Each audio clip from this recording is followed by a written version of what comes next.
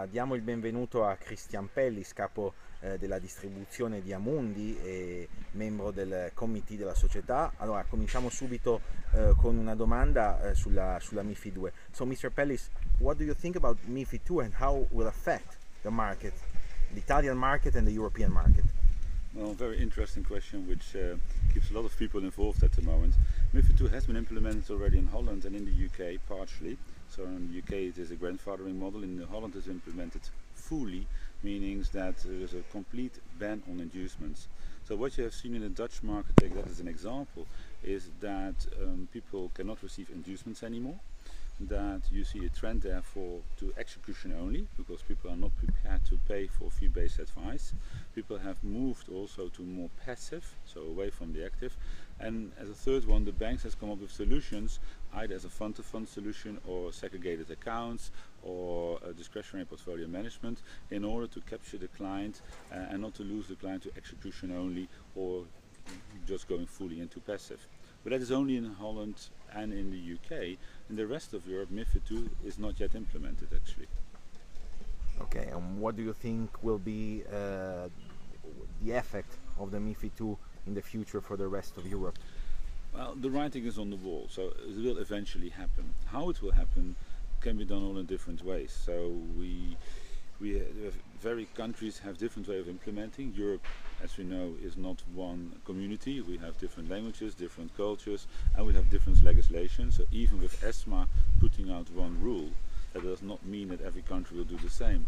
So last week, I think the French, the German and the UK government actually were saying that ESMA did not implement the rules correctly. So I think there will be a lot of debate coming for various reasons. One, you have a huge IFA market in certain countries, like in Italy, where people are dependent on the income of inducements. So if you take it away from them, you make a lot of people's life rather complicated, and there is some communication you shouldn't do that.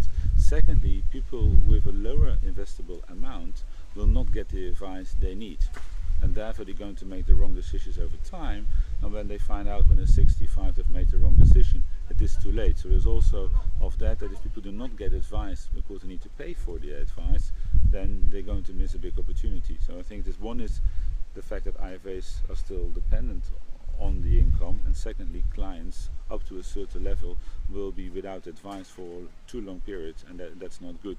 So yes, it will happen over time, but it will not happen, I think, all on the 1st of January 2017. It will take in certain countries a bit longer, as it is not clear of how they should implement it country by country.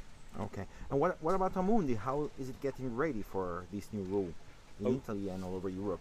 Well, we have, for the UK and the Dutch market, we have implemented share classes already, which can be used, they call it RDR share class, which means they have a reduced management fee, and we do not pay inducement, retrocessions on it to the IFAs and the banks, but they're only registered in the countries where the rule has been implemented, so not in Italy, because that would create a problem for many people and for us.